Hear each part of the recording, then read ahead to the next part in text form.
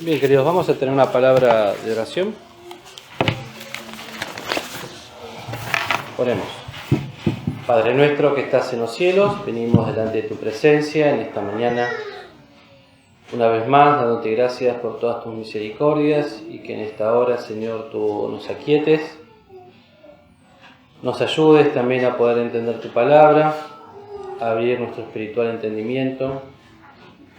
En lo personal me puedas aquietar, tú conoces mi corazón y lo nervioso que estoy, que me ayudes también a poder hablar con claridad y poder ser un instrumento útil en tus manos. Bendice, Señor, a los jóvenes, Señor, esta mañana, a cada uno de los presentes, y bendice tu palabra para que pueda calar profundo en nuestros corazones. En el precioso nombre de Cristo Jesús, Señor nuestro. Amén. Bien, queridos, estos temas que venimos hablando, ayer, ¿en qué hicimos énfasis? A ver, ¿quién se acuerda? ¿En qué tema? ¿De qué hablamos ayer? Despertarse del sueño, muy bien, despiértate tú que duermes. Y nuestro hermano Haroldo, ¿qué habló ayer a la noche, a la tarde? ¿Particularmente de qué? La fortaleza de los jóvenes. ¿Cómo? Lo que es la fortaleza de los jóvenes a la iglesia. La fortaleza de los jóvenes, muy bien. Los tiempos peligrosos, ¿y qué más mencionó? Que se levantarán de nosotros, muy bien, y del bulbo, muy bien. Y yo lo vengo leyendo hace tiempo y tomó varios temas. ¿Mencionó algo del amor propio ayer? Sí, ¿no? Y hizo toda una mención después de todos los puntos. El amor, amadores ¿de qué? De sí mismos. Bien. Y habló de los amadores de sí mismos. ¿Sí?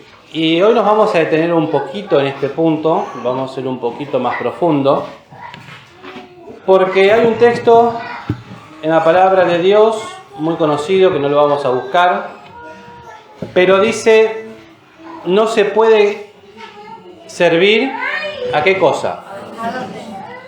¿O se sirve a quién? ¿A Dios o a quién? Muy bien. Y cuando uno sirve, no es un esclavo. El que sirve, lo hace ¿por qué? Porque quiere, porque espera una remuneración a cambio y porque le gusta. Y lo hace con gusto, por eso es un servicio. Y la realidad es que cuando uno es un amador de sí mismo, no podemos amar dos cosas por igual. O amamos a Dios o amamos a quién. A nosotros mismos. Entonces, este pasaje que hemos leído, que fue un pasaje largo de 13 versículos, si ustedes se ponen a mirar nuevamente cuando habla de por qué no sufrís las injurias, por ejemplo, cuando hablan de los ladrones, cuando habla de los avarios, ¿sí? Cuando habla de los borrachos, de los robadores,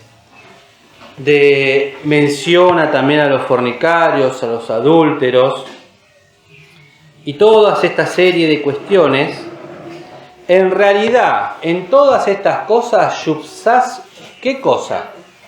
El amor propio. Porque es lo que yo hago con mi vida, con lo que yo me siento cómodo. Entonces, hay un pasaje cuando el Señor Jesucristo les empezó a hablar a los discípulos que era necesario que Él vaya y padeciese en la cruz, que el tiempo había llegado. Se le acercó un apóstol, que ustedes tal vez se acuerdan quién era, y le dijo una frase muy particular, y el Señor le respondió de una forma muy dura. ¿Qué fue lo que le dijo el apóstol? Ten piedad de qué? De ti mismo, ten compasión de ti mismo. Tal cosa no te acontezca. ¿Y él qué le dijo? Apártate de mí, Satanás. Muy bien. Entonces, este campamento tiene el propósito de llevarnos a la cruz, de examinar nuestra vida, de consagrarnos al Señor y de clavar nuestro amor propio a los pies del Señor, a llevarlos a la cruz. Y se va a levantar nuestra carne y te va a decir, ¿qué cosa? Ten compasión de ti mismo. Y eso es lo que cada uno de nosotros se va a tener que enfrentar, no solamente en el día de hoy, en la reunión de ahora, sino en la reunión de la noche y luego a través del día martes, porque mañana todavía seguimos ya no de campamento, pero sí de picnic, pero se nos va a presentar esta situación. Volver a nuestros hogares y replantear nuestra vida. ¿Y qué vamos a decir? ¿Voy a tener compasión de mí mismo? ¿O voy a decir, Señor, me entrego? Porque el amor a nosotros mismos es una traba para nuestra vida espiritual. Todos aquellos de los que estamos aquí, en algún momento de nuestra vida, nos fue propuesto un avance espiritual y que le hemos puesto un freno. A los que se han bautizado hace poquito, por ejemplo, o a su tiempo, ¿no? O mejor amplío la pregunta. Cuando nos tocó el momento que el Señor nos llamó a bautizarnos, ¿qué fue el primer pensamiento que se nos cruzó por la cabeza? No estoy preparado, es mucha responsabilidad, no voy a poder con eso. Los que no se han bautizado, ¿no pasa eso por sus cabezas? Decir, no, ¿cómo yo voy a ser un miembro de iglesia? No estoy listo, no puedo o no quiero. Pierdo mi libertad. ¿Por qué? Porque me amo a mí mismo y no quiero largar lo que soy. Cuando se nos es propuesto empezar a servir al Señor y empezar a tomar responsabilidades en las casas del Señor, de tomar una responsabilidad de manifestar el fruto del Espíritu para poder luego trabajar en la obra, despertar los dones, cumplir el llamado que el Señor me da, ¿qué es lo que se presenta? No puedo. No es el momento, es mucho. ¿Cómo voy a hacer con todas mis cosas? Entonces, el amor propio, que tal vez no nos damos cuenta, porque como decía el pastor ayer a Lolo, no es que yo me paro en el espejo y digo, ¿cómo me amo? Me amo. Y me sigo amando y me abrazo. No lo hago de esa manera.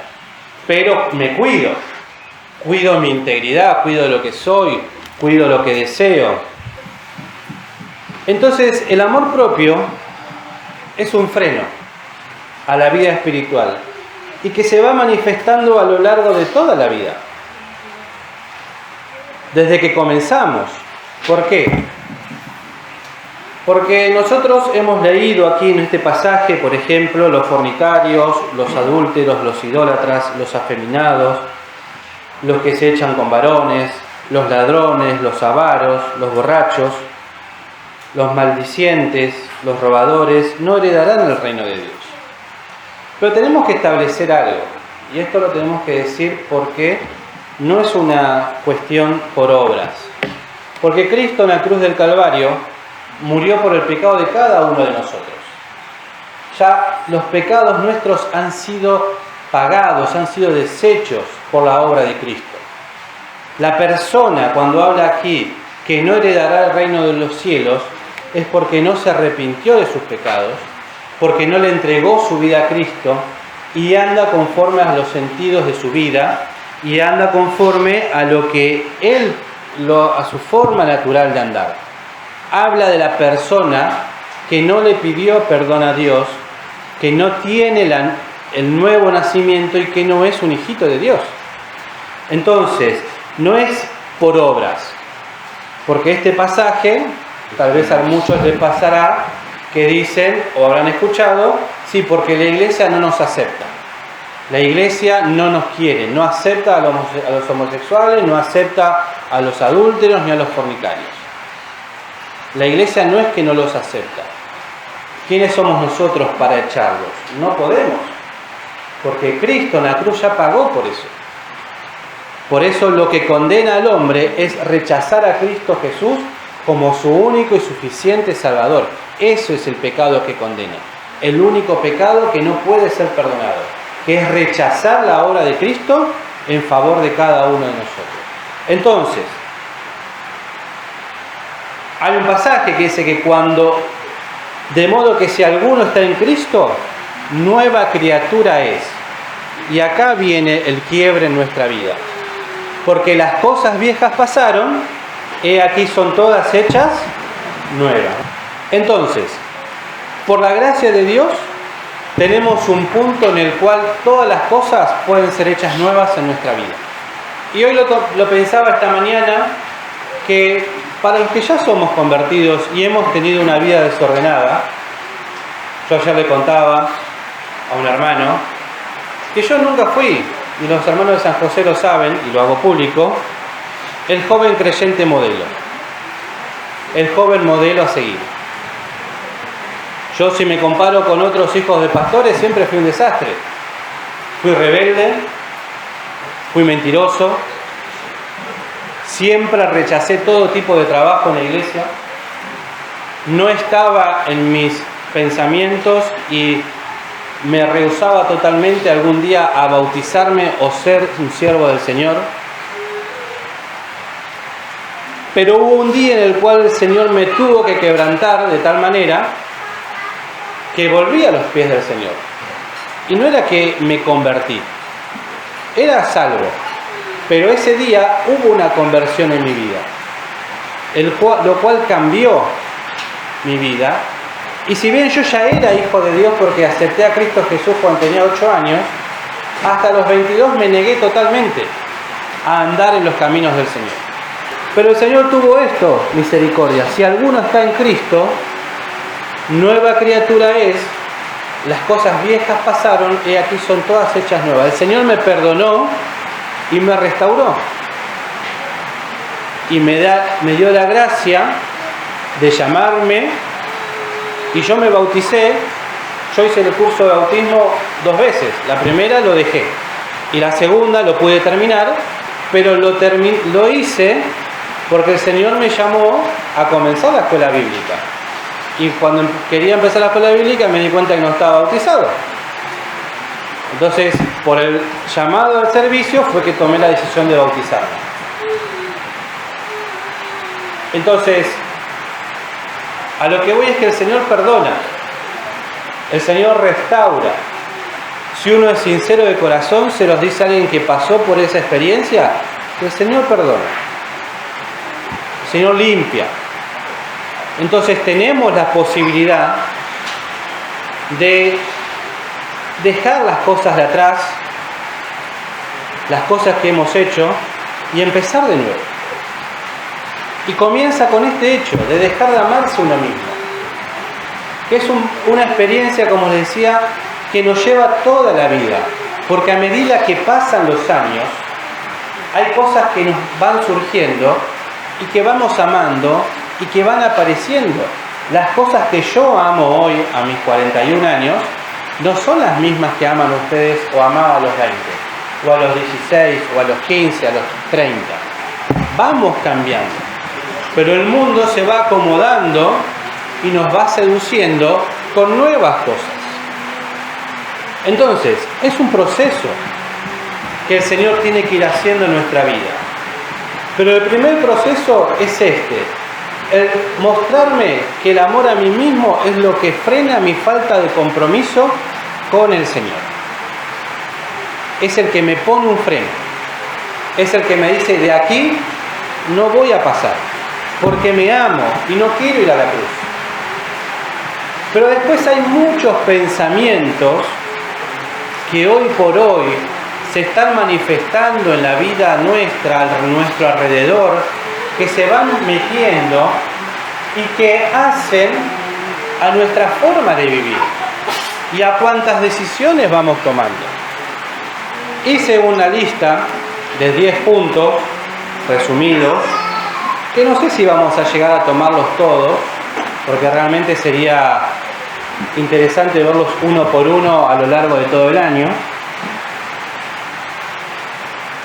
Pero todos estos puntos, o los que podemos llegar a mencionar, hacen a cosas que tenemos que ver si están pasando en nuestra vida.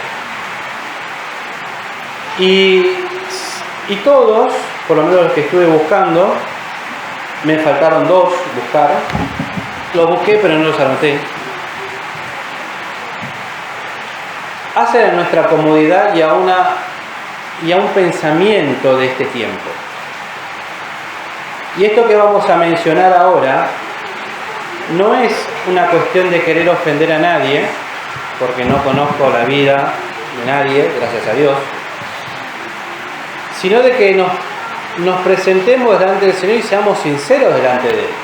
Y que, como decíamos ayer, podamos discernir si las cosas que estamos escuchando o pensando las estamos viviendo.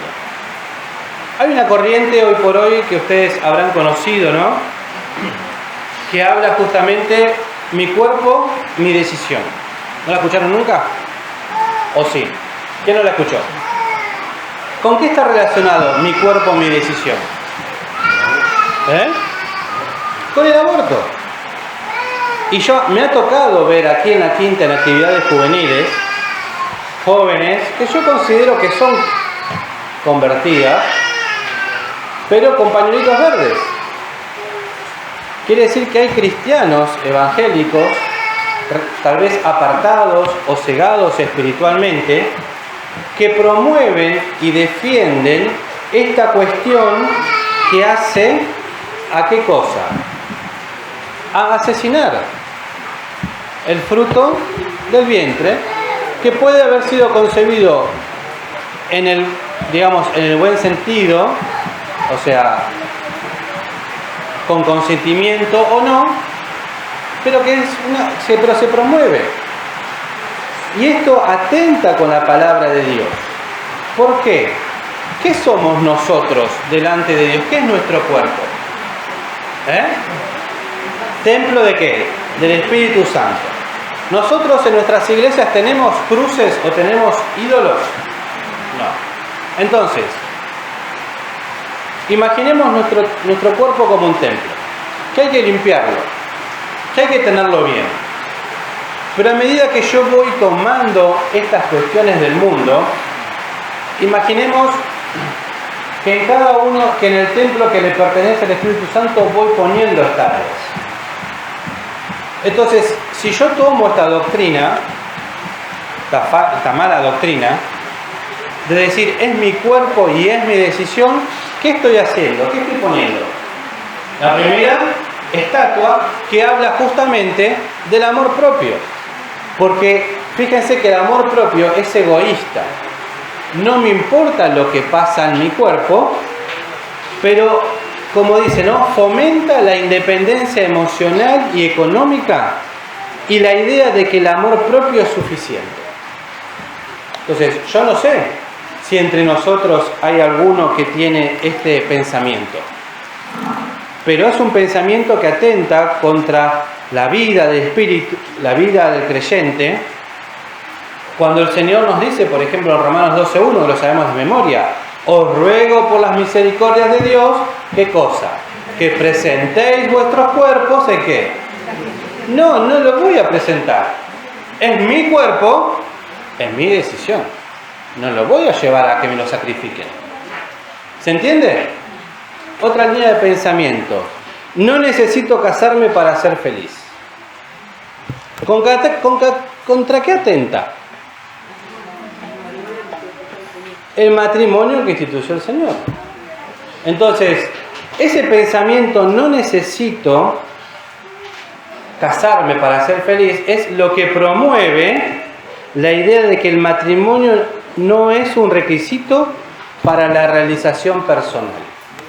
No necesito casarme para poder crecer, para ser feliz, para tener lo que tengo, lo que quiero tener.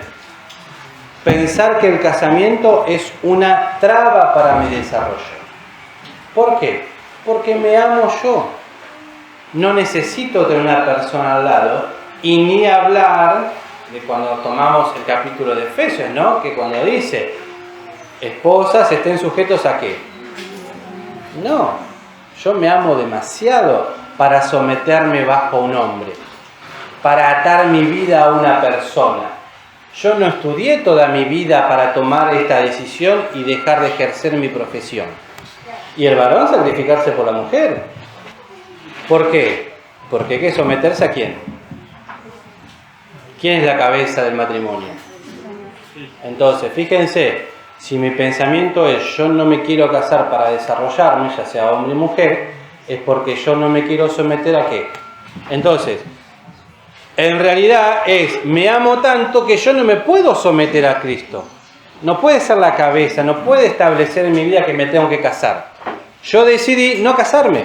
Atenta contra Génesis 2:24, Proverbios 18:22 y Efesios 5:22-32, que habla del matrimonio, que es un testimonio de ¿qué? ¿Qué es el matrimonio? ¿Un testimonio de qué? De Cristo y de Iglesia. Entonces, vemos que amar mi cuerpo, mi decisión, atenta contra lo que me pide la palabra de presentar mi cuerpo, y como leímos en Corintios, cuando dice, por ejemplo, ¿no sabéis que vuestros cuerpos son miembros de Cristo? Entonces, no, yo no voy a presentar mi vida a Cristo, no me voy a someter. O sea, es todo rebeldía. El amarme a mí mismo es una rebeldía constante a la palabra de Dios. Y ahora vamos, ¿cómo se llama? Child free. ¿Qué es lo que promueve esta ideología? No tener hijos. Priorizar el bienestar personal, la carrera profesional o estilos de vida libre de responsabilidades parentales. Eso es lo que establece.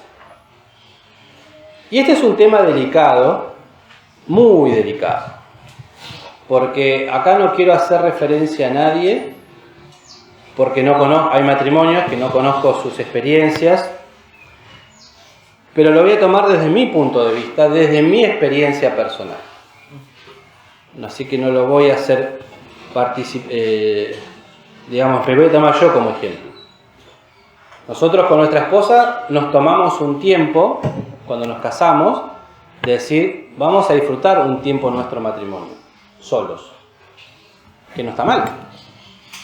Pero luego la voluntad del Señor estuvo, cuando decidimos tener hijos, nos hizo esperar un total de 6 años más, que no vinieron. O sea, nosotros nos casamos ya hace 15 años, y recién 9 años después vino Isabela, cuando ya habíamos perdido todas las esperanzas. Un día se dio cuenta que estaba embarazada, casi con 6 meses y medio. No nos dimos cuenta porque justo ese año había pasado un montón de cuestiones familiares muy estresantes y bueno, nació Isa, pero para nosotros también fue una muestra de misericordia del Señor, porque también tuvo que ver con el llamado al ministerio del pastorado, porque ese año se dio que yo presenté el tema en la iglesia que tenía el llamado al pastorado, pero había un requisito que no tenía. ¿Y cuál era? Que no tenía hijos. Pero lo hice en fe. Pero ¿cuál fue la sorpresa? Que el hijo ya estaba. No es que no estaba, estaba. Nada más que no sabíamos. Entonces, es un tema delicado, porque una cosa es la decisión personal de no tener, en rebeldía por amor a uno mismo, y otra cosa es obedecer la voluntad del Señor y los designios del Señor. Para nosotros esperar 9 años fue muy difícil. Para mí en lo personal era como que algo nos faltaba. Pero el Señor estaba en su voluntad de esta manera.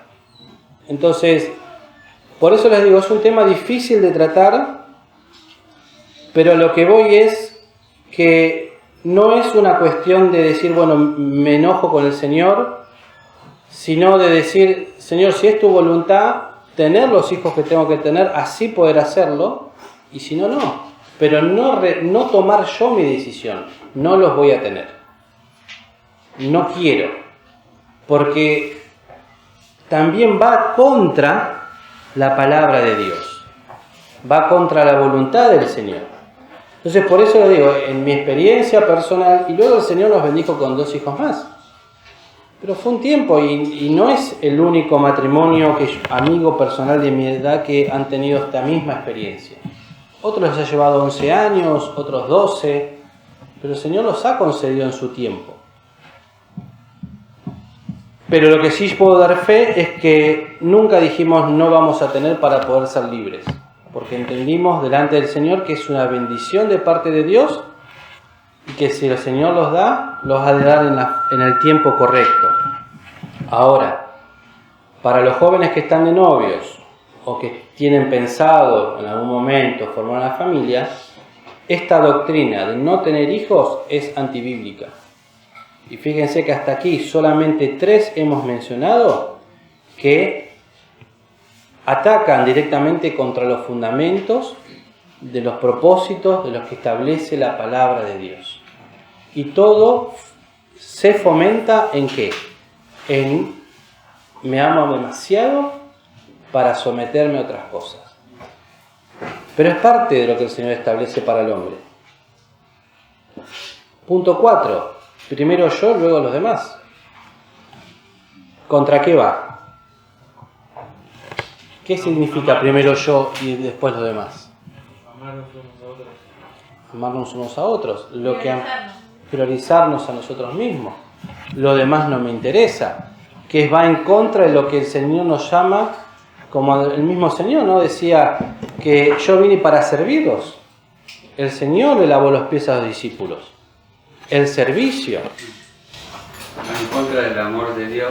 Va en contra. Que ha sido derramado en nuestros corazones por el Espíritu Santo. Exactamente. Tenemos y vamos en contra de eso. Vamos en contra porque me importa a mí mismo. Una de las cosas que mañana se los dejo así como tip y ustedes observen, mañana. Mañana, si Dios quiere, va a ser Hubo interrupciones por pandemia o por lluvia a lo largo de los años, pero sería el picnic número 42 de la comunión. Y al principio se reunían casi 300 personas en los picnics del año 80-90. 300, 350 personas. Vamos a ver cuántos somos mañana. ¿Y eso por qué? Por falta de amor. ¿Por qué? Por el primero yo. Es feriado, estoy cansado, no voy a perder tiempo a la quinta. ¿Cómo dice acá en el versículo 7 de 1 Corintios? Así que por cierto ya es una falta una falta en vosotros que tengáis pleito entre vosotros mismos. ¿Cuántos hermanos tal vez hay que no vienen mañana porque están enojados con otro y no lo quieren ver? No puedo juzgar a ninguno porque no lo sé. Pero hermanos queridos, si hay alguien entre nosotros que está ofendido con otro hermano, no puede permanecer ese pleito. Porque se cumple esto, primero yo, luego los demás. Yo estoy enojado y a ese enojo no me lo va a sacar nadie. Entonces mañana veamos cuántos somos. A ver, y saque sus conclusiones. Ahí una hermana dijo, ¿no? Falta de amor fraternal. Y sí, ¿por qué? Porque me amo yo. Y si me amo yo no puede haber amor fraternal. Si en mi pensamiento está, ir a la quinta para ver siempre los mismos, escuchar lo mismo, con el calor que hace, es el amor propio, manifestándose. ¿Por qué? Porque el amor propio no es un amor sacrificial, no es un amor que se dé, no es un amor que muestre, no es un amor como dice en 1 Corintios 13, ¿no? Un amor, como dice acá, que no tiene envidia, no se irrita, ¿sí? No busca lo suyo propio. No es un amor. Entonces, el amor propio es un amor que sí busca lo suyo propio, que busca su bienestar. Y ese bienestar nos va a ir arruinando como cristianos. Y más que nada ustedes, queridos jóvenes, que están empezando sus vidas, los va a arruinar. Siempre les decimos, Satanás a los convertidos no los puede llevar al infierno, pero los va a tratar de arruinar en vida, para que no puedan servir, para arruinar sus sus vidas espirituales, los dones que el Señor les da. Porque no se olviden que el día que ustedes recibieron a Cristo Jesús en sus corazones, el amor de Dios fue derramado por el Espíritu Santo, y con eso, ¿qué les fue dado a cada uno? Los dones para el servicio. Dones para el servicio, dones para la obra. Y si Satanás los puede anular, los va a anular, con el propósito de que nunca se desarrollen, metiendo todas estas cuestiones de ideas. Otro, por ejemplo, que me llamó mucho la atención, ¿no? Renuncia a trabajos tóxicos. ¿Sí? Renuncio a trabajos tóxicos. Y yo decía, bueno, ¿y la Biblia qué dice el trabajo tóxico? La pregunta que les hago sería, ¿no? Si alguno está en un trabajo tóxico, ¿el Señor me llevó ahí o yo elegí mal? ¿O no lo puse en las manos del Señor? ¿Qué habla? De mis decisiones personales. Y el trabajo tóxico, ¿qué es algo tóxico? Algo que hace mal. ¿Sí? Sostiene que el trabajo, por ejemplo, esta doctrina, ¿no? No define la identidad y que es más importante cuidar la salud mental que seguir en ambientes laborales dañinos. Entonces, el trabajo tóxico es algo que hace mal. Que causa mucho estrés. O no ¿sí? nos permite venir a la reunión. O que no nos permite venir a la reunión, o que recibimos un maltrato constante. ¿Sí? Un docente. El docente hoy vive en un trabajo ¿cómo? Tóxico. Claro. Entonces, antes, hace no tantos, 10, 15 años atrás, 20, era recomendable para un creyente ser docente. ¿Por qué? Porque trabaja lunes a viernes, nadie lo molesta solo los domingos, estaba libre para poder trabajar en los campamentos. Era recomendable. Hoy, con todas estas corrientes nuevas de inclusión, el problema de la educación, el problema que ahora el docente perdió la autoridad total sobre los chicos, entonces hoy para un docente es una tortura prácticamente. Entonces, eso es un trabajo tóxico.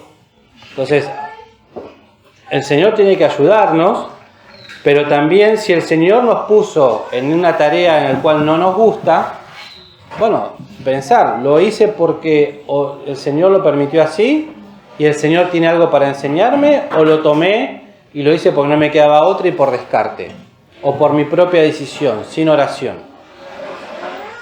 Cada uno sabrá, pero siempre sostenido ¿por qué? Porque el amor propio, ¿qué va a decir? Si el Señor me dio un trabajo y yo lo tomo ese trabajo, el amor propio, ¿qué va a decir? No me importa lo que me dio el Señor. Me hace mal, me voy. Entonces, por eso les digo, estos puntos son para discernir en nuestra vida. Yo no les puedo decir a ustedes, no, vos que sos docente, dejá de trabajar y hacer otra cosa. No puedo decirlo. No tengo la autoridad, no soy nadie. Por eso es ir al Señor y preguntar, Señor, ¿y lo que estoy haciendo, que me está haciendo mal? Bueno, es lo que sé hacer, es lo que estudié.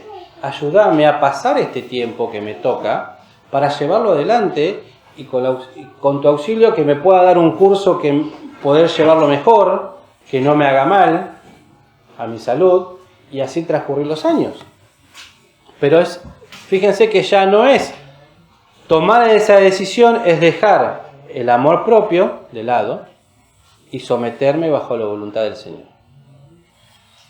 En el trabajo de cada uno, personal. Yo la verdad, hoy este tiempo le decía el otro día a un hermano, laboralmente no me está yendo para nada bien. Y estoy orando para que el Señor también obre. Pero la realidad es que este último mes, que fue muy malo laboralmente, muy malo, me sirvió para tener tiempo para estudiar estos temas. Entonces lo tomé de parte del Señor, porque si yo hubiese tenido mucho trabajo, tal vez no me hubiese podido dedicar a lo que el Señor quería y organizar esta parte del campamento.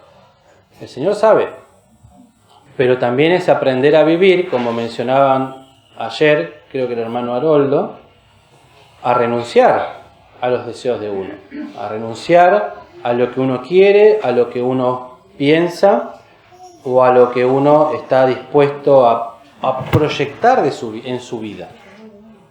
El Señor nos va a tratar y nos va a enseñar conforme a lo que Él quiere y siempre renunciando a lo que uno ama. Avanzamos, no sé cuánto vamos, ya me falta poquito, no los quiero aburrir demasiado. Hay otras doctrinas, por ejemplo, amo mi cuerpo tal cual como es, ¿sí? Promueve la aceptación de todos los tipos de cuerpo y rechaza los estándares de bellezas tradicionales. Busca que las personas se sientan bien con sus cuerpos sin expresiones externas. Y uno puede decir, ¿qué tiene de malo amarse? Amar mi cuerpo tal cual como es. ¿Tiene algo de malo? Acá dice algunos que es difícil, dice, porque hay algunos que no se aceptan como son y se hacen cirugías. Claro. Ahora, por ejemplo, yo esto lo voy a tomar como lo voy a tomar 3 casos. Y el primero me tomo yo, ¿sí? Como ejemplo para que no digan nada siempre contra los demás. Hace un tiempo, en la oficina donde trabajo, abajo hay un peluquero que abrió una nueva rama que hace estos de tatuaje capilar. Y cobra $500 el tatuaje. Y me lo ofreció hacerlo gratis para propaganda. ¿Qué hubiesen pensado si yo me tatuaba capilarmente la cabeza? Para que no vean, porque me estoy quedando pelado. ¿Qué hubiesen pensado? Porque ¿qué tiene de malo? Yo me amo como soy, bueno, soy peladito, pero me puedo mejorar un poquito. Para que no se note que me estoy quedando pelado. ¿Qué hubiesen pensado? ¿Pero no se hubiese escandalizado? Atenta contra vuestros cabellos, están contados y que Dios no deja caer uno al suelo sin que lo sepa. Claro. Hay un texto que puse, ¿no? Pablo exhortaba a no ser escándalo. Y los límites. Porque el Señor decía, ¿no?, a través del apóstol, que uno tiene que ser de honra, no ser de escándalo. Entonces, está bien el tema del cuidado y de uno aceptarse como es, pero hay extremos, hay cuestiones. Y ustedes fíjense que todo lo que... Miren, yo hace un tiempo me di cuenta de algo. Si el mundo lo hace es porque algo tiene de malo. Si el mundo promueve algo, es porque algo tiene que atentar al mundo, contra la palabra. Después hay que buscar qué. Pero no puede ser que algo que hace el mundo puede estar a favor de la palabra de Dios. Entonces, todo lo que el mundo promueve como nuevo y novedoso, ya sea las modas, la tintura, el maquillaje, no me acuerdo cómo se llama esta cosita de acá arriba, lo que ustedes quieran, todo está en contra. Si el mundo lo promueve, es en contra de la palabra de Dios. Y esto, ojo, no es que ir al gimnasio, por ejemplo, y hacer una actividad física está mal. Es necesario. ¿Por qué? En mi caso particular, por ejemplo, si estoy 8 o 12 horas sentado, si no hago nada, después tengo dolor ciático, no me puedo mover, duermo mal. O sea, hay límites, hay cosas que uno tiene que hacer, pero no pasarse. Entonces, siempre tenemos que discernir lo que el mundo me ofrece, lo que el mundo me muestra. Tiene un límite, por eso decía Pablo, no todo me es lícito, mas no todo conviene. Y todo me es lícito, mas no me meteré debajo de la potestad de nada. Si yo me hago los cositos acá, me puse bajo la potestad de algo, que después con qué autoridad uno le puede decir a otro hermano, no lo hagas. Si uno, no sé, no quiero dar ejemplos para no ofender a nadie, pero la cuestión está, ¿es conforme a la palabra de Dios vestirse de esa manera? Hoy, por ejemplo, se usa mucho de lo que es la vestimenta. Bueno, la vestimenta, ¿qué tiene de malo? Vamos a la casa del Señor, tenemos que ir bien vestidos. Es como decía el diácono, ¿no?, de nuestra iglesia, que ya está en la presencia del Señor. Es una cita de honor que el Señor nos hace. Ir bien vestidos, cuando nos cueste ir con saco, con corbata a la casa del Señor, con pollera. No es lo que se usa, y obvio que no es lo que se usa en la vida cotidiana. Ustedes fíjense en las últimas conferencias de la ONU. ¿Fue alguno con pantalón corto y remera? ¿Fue alguno vestido con equipo de jogging? No, el que más croto fue con saco, camisa y sin corbata. pero todos van bien vestidos.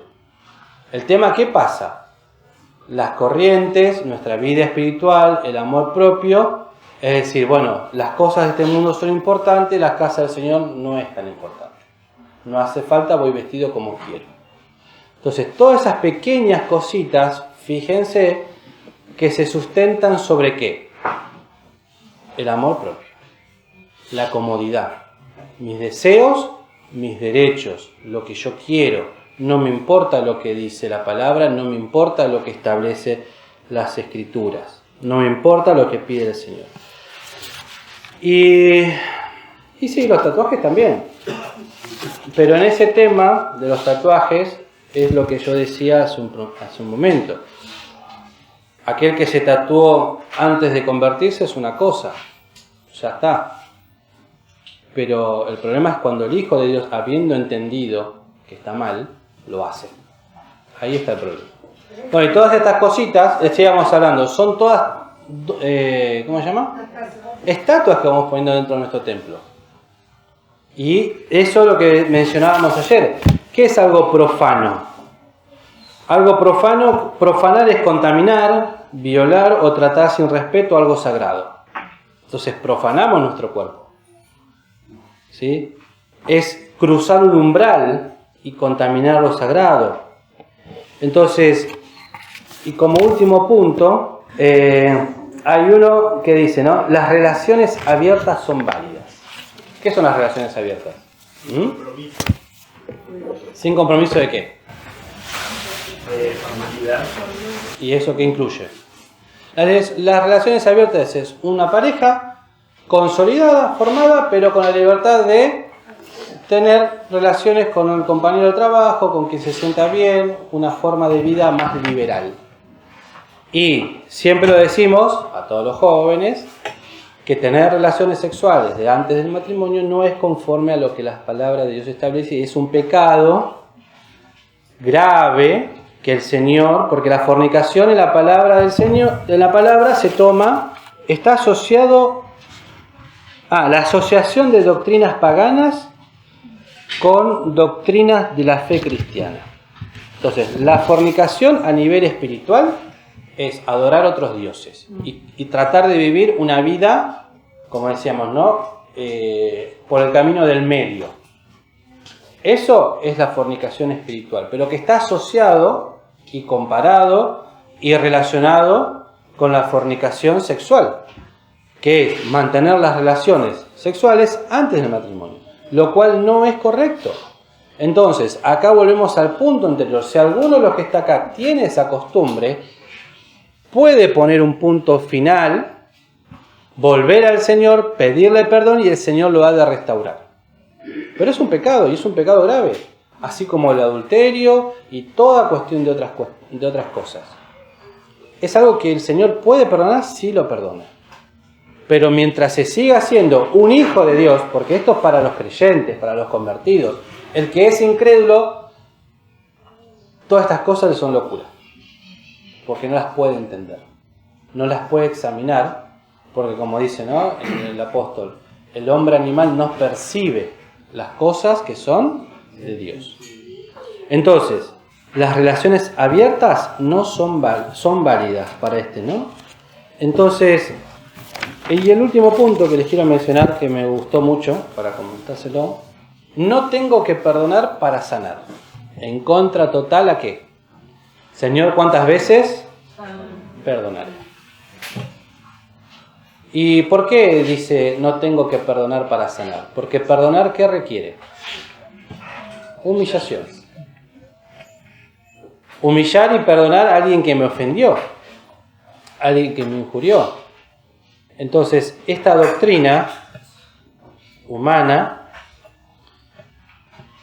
¿a qué nos promueve? ¿A qué nos lleva?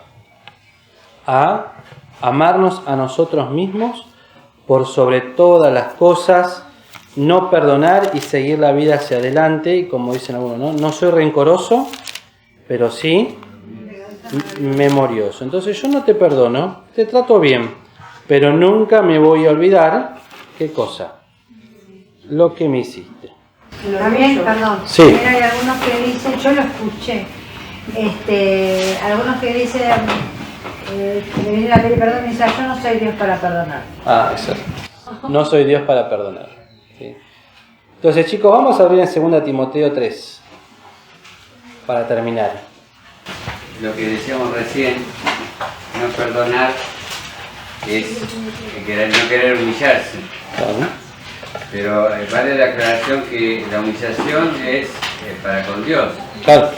Porque cuando hay un pecado, el arrepentimiento es para con Dios en primer lugar, ¿no? Antes que con el hermano. Porque a veces uno piensa, no me quiero humillar con el hermano, como rebajarme delante del hermano. En realidad es, en definitiva, atentar contra la humillación delante de Dios, que eso es lo serio. Claro. Que subyace, como vos decías, subyace, pero ese es el problema, una falta de humillación delante de Dios. Porque en definitiva, si uno arregló el tema delante de Dios, el perdón con el hermano iría automático. Claro. Bien, vale la aclaración del pastor Haroldo. Porque recordemos que estos puntos que yo les leí son doctrinas que pueden estar metidas en nuestra línea de pensamiento, en nuestra vida, en nuestra forma de planificar nuestra vida. Y la idea ¿cuál es? Es discernir que si esto yo lo estoy pensando, no es bíblico. Y el decir yo no tengo que perdonar para sanar, es una actitud carnal. Porque uno tiene que perdonar, como bien decía nuestro hermano, delante del Señor. Señor, este hermano me ofendió y estoy enojado. Te vengo a traer este enojo delante de tus pies para que me limpies, me ayudes a perdonar y me borres la angustia y el dolor y el enojo que hay en mi corazón. Entonces, fíjense que va en contra de esta línea de pensamiento, es decir, no tengo que perdonar para sanar, yo puedo sanar igual, alguien me ofendió, puedo sanar. Y esto abarca todos los aspectos de la vida, desde un amigo, desde un familiar, en un matrimonio, en todos los aspectos. Porque ofensas hay un montón. No vamos a entrar en ese tema. Pero si alguno está ofendido con algún hermano, bueno, ¿cómo puedo yo orar ofendido con mi hermano? ¿Cómo puedo amar a Dios y no amar a mi hermano? Entonces, estas cuestiones no las tengo que arreglar primero con mi hermano, sino delante del Señor. Y después, en contraposición, ir y pedir perdón. Entonces, vamos a 2 Timoteo 3, 14 y 15 para terminar. Dice, empero persiste, o sea, mantenete tú en lo que has aprendido. Y la pregunta que les hago, ¿entendieron algo de todo lo que hablamos? ¿O siguen dormidos? Porque ahora sigue otra parte, ¿qué es persuadirse? ¿Qué es persuadirse? ¿Estamos convencidos? Porque una cosa que estemos hablando todo el campamento, que les doy sinceros, nos faltarían por lo menos para poder completar bien el tema 2 o 3 reuniones más, no las tenemos. Pero, ¿están convencidos? ¿Están persuadidos que el amor a uno mismo, que vivimos de una manera dormidos espiritualmente y que es necesario despertarse, que hay un amor por mí mismo, un amor propio que es más grande del que yo pensaba? ¿O todavía no se han persuadido? Porque si no se persuadieron, no van a poder permanecer, van a seguir igual. Porque dice, y te persuadiste sabiendo de quién has aprendido. ¿Y de quién aprendieron? ¿De Haroldo o de Marco? Del Señor. ¿Cómo sigue? Y que desde la niñez has sabido las sagradas escrituras, las cuales te pueden hacer sabio para la salud por la fe que es en Cristo Jesús. Queridos jóvenes y particularmente los de San José, el año pasado y este año, ¿qué libros estuvimos estudiando? Proverbios. El principio de la sabiduría, ¿qué cosa? Es el temor a Jehová. ¿Qué hacen los necios? Desprecian la sabiduría. En este campamento se va a definir, ustedes espiritualmente van a definir si son sabios o si son necios. Yo no lo defino. en base a la decisión que ustedes tomen en forma personal, delante de lo poquito que tal vez les quede en el corazón. Pero la decisión es de ustedes, no es mía. Yo delante del Señor le he pedido que me ayude para que estos temas en mi vida personal, que tengo mucho que cambiar, lo pueda hacer. Pero la decisión es de ustedes. Ustedes definen si son necios o son sabios, si toman o desprecian. Y el tomar no es decir ya cambié. Es un proceso que va día a día, experiencia tras experiencia, en un crecimiento espiritual que nos va a llevar ¿cuánto tiempo? Toda la vida. Porque dice en Filipenses, ¿no? El que comenzó la buena obra en vosotros, la perfeccionará ¿hasta cuándo? ¿Hasta cuándo? ¿Y que eso cuándo iba a ser? Cuando nos venga a buscar. Vamos a ser perfectos el día que el Señor nos venga a buscar. La decisión es de ustedes. Si van a permanecer, si se van a persuadir, sabiendo de quiénes hemos aprendido y leyendo la palabra de Dios. No vale otra cosa. Es la palabra de Dios la que nos puede enseñar, la que nos puede cambiar y nos puede hacer crecer en esto. Y recuerden cómo empezamos ayer y cómo lo dijo el pastor anoche. Si nosotros, los mayores, no lo aprendemos, ¿qué les podemos enseñar a ustedes? ¿Y ustedes qué les pueden enseñar a mis hijos? Hoy mis hijos tienen 5, 4 y 6 meses. Alguno de ustedes en unos años va a ser instructor de escuela dominical de ellos. Alguno de ustedes algún día tal vez va a ser instructor de jóvenes de ellos. ¿Y qué le van a enseñar? ¿Qué evangelio le van a transmitir? ¿Qué enseñanzas le van a transmitir?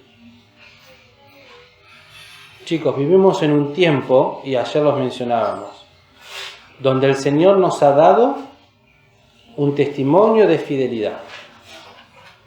Y yo pensaba, ¿no? Hay dos iglesias que nos pueden caracterizar a nosotros. Porque Filadelfia, ¿qué promueve? El amor fraternal, no el amor propio. Y hay dos iglesias que nos pueden caracterizar. Una es Éfeso. ¿Qué pasó con Éfeso? Perdió el primer amor. ¿Y la segunda? No. ¿Cuál es la otra? ¿Sardis? ¿Qué dice de Sardis? Tienes un nombre que vives, pero estás muerto. Tenemos un nombre. Sí, somos del testimonio de Filadelfia. Pero interiormente estamos muertos. ¿Por qué? Porque nos amamos demasiado y perdimos el primer amor. Queridos, cada uno en su vida personal tiene que buscar esta experiencia espiritual, y esa experiencia espiritual la vamos a llevar a la iglesia, y la iglesia la va a llevar a la comunión espiritual de iglesia a la cual conformamos, y vamos a poder seguir reteniendo lo que el Señor nos dio. Pero si en forma personal lo perdimos, la iglesia lo va a perder. Es responsabilidad nuestra. Entonces yo quiero levantar esa bandera de fidelidad. Quiero aprender a levantarla. Y como ayer me hizo bien lo que dijo el hermano, ¿no? Uno tiene que ser de ejemplo. Y les pido perdón a los hermanos de San José particularmente, si no soy de ejemplo o el ejemplo que ustedes esperan. Pero algo también les tengo que decir. Que soy hombre y me puedo equivocar, por lo cual es responsabilidad de los jóvenes de la iglesia orar por mí para que el Señor me ayude a seguir adelante. Pero siempre miren al Señor. Siempre busquen al Señor. Y así para los otros en cada una de sus iglesias. Y que el Señor nos bendiga a permanecer firmes hasta la venida del Señor. Que el Señor nos bendiga.